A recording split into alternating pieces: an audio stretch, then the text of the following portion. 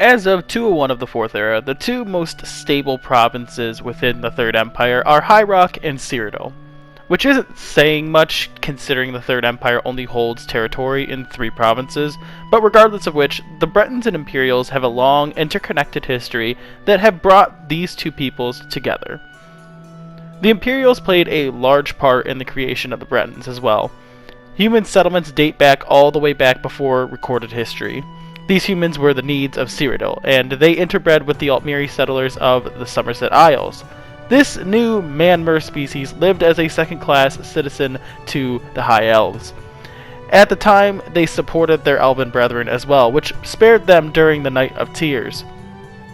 Their interaction with the First Human Empire came with the Nordic conquest of High Rock in 246 of the First Era, and this led to a new identity to form, and eventually, with Elysian support in 498 of the First Era, the Breton race would become the dominant race within High Rock. Breton culture is defined by an agrarian and feudal society.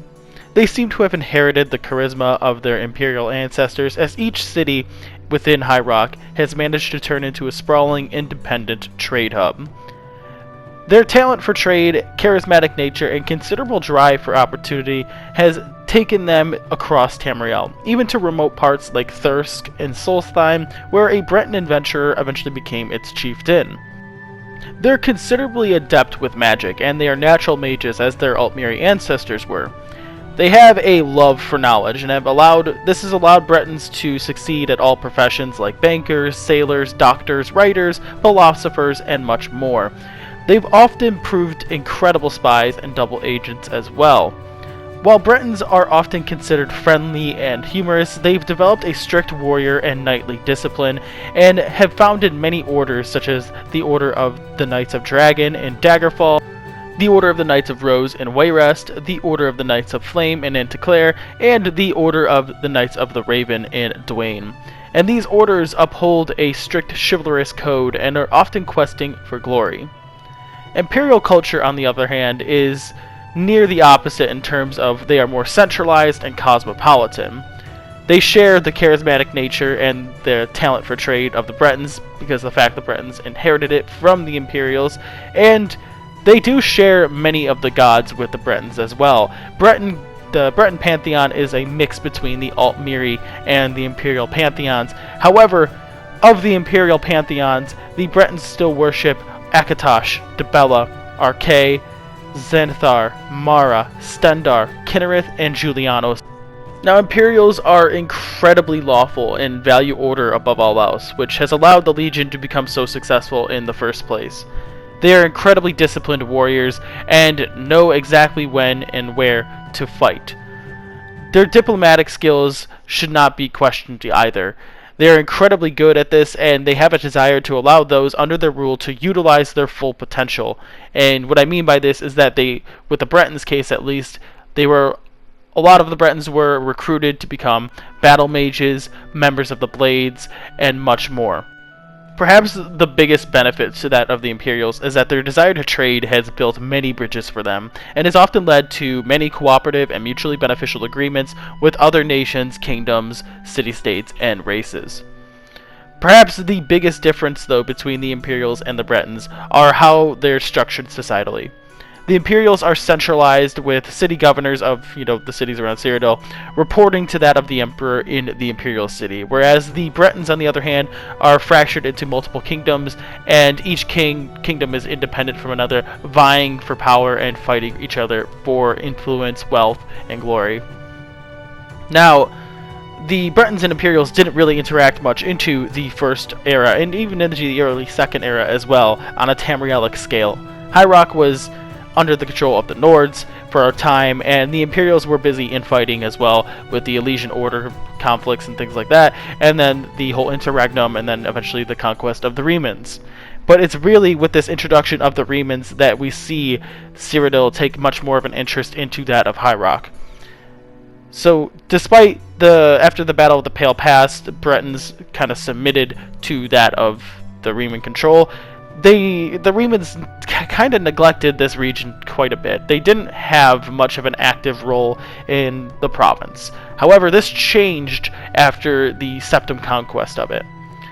It wasn't until the Tiber Wars did the Bretons and Imperials really begin to immerse themselves with one another. The invasion of High Rock proved easy for Septim as he conquered each kingdom one by one, and by the time they had done this, the Imperials almost immediately saw High Rock for what it was. The two provinces became natural trade allies, and both nations prospered, smoothing any ruffled feathers. While Imperials weren't inept at magic, Bretons provided an immediate supply of battle mages. Many also joined the Sacred Order of the Blades because this upheld and followed with their knightly orders and disciplines. Now, this was great for that of the Imperials because this allowed the Imperial and Breton cultures to really merge and work with one another. Furthermore, emperors often sent their children to High Rock to be educated and raised in Breton culture and ways. This led to a large amount of Imperial support across the province, though there were those that were disgruntled at the failure to stop the Camoran usurpers' ravaging of High Rock. However, Bretons for the most part recognized the Empire's rule, and many of the rulers in High Rock can trace their lineages to that of the Septims. While at the core they're culturally somewhat different, Imperials and Bretons share many attributes, and it was essentially gold that paved the way for this cooperation. Yet it was the utilization of High Rock that really solidified this relationship with one another. The Bretons saw the uses of that of the Imperials, and the Imperials saw the uses of that of the Bretons. And with that, both races have really worked well with one another, and with that, both provinces have really succeeded and been prosperous. And throughout the histories of that of the Riemann and the Third Empire's rule, High Rock remains one of the most stable provinces in that of all of Tamriel. With that, the Imperials included much of the Breton culture into their own, and this has allowed a favorable position, and we might even see somewhat in the future a rise of a Breton power base, or an Imperial Breton power base in that of High Rock in the next Elder Scrolls game.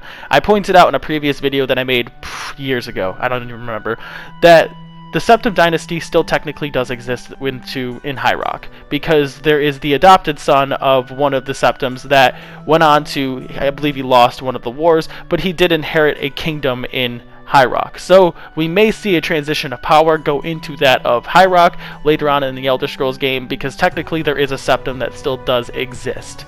But with that, I hope you all enjoyed this video. It took me forever to do this because I had to do a billion takes for the audio, but regardless of which, this was a fascinating topic to go over because I don't really go into much of the Breton culture as much as I should, but this video has really allowed me to go into that, and you really get to see how there are the antagonistic races with one another, I guess rivalries with that of the Imperials and the Altmiri, but then you see how well they can actually work together with others, with examples of the Bosmiri and the Altmer, or the Imperials and the Bretons. And this has been a fantastic example of how races can really get along with one another. But with that, I hope you all enjoyed. I hope to see you all in the Discord chat. What kind of rivalry or cooperation, or just, I guess, compare and contrast of cultures would you like to see next? I don't know if anyone has a preference, but I will be going over most, if not all of these in the future. And I do have a special video coming out very soon, that of my face reveal, and I already know exactly what I'm doing for it. I just got the format down for it. So with that, I hope to see you all in the Discord chat, like I said, and I'll see you all around. Peace. If you enjoyed, please like this video because it really lets me know you're enjoying this content. And if you're new to the channel, please consider subscribing. The links are right here for you to click on, and the Discord chat link is right here as well. And overall, I hope you all enjoyed, and I hope to see you in the next video. Peace.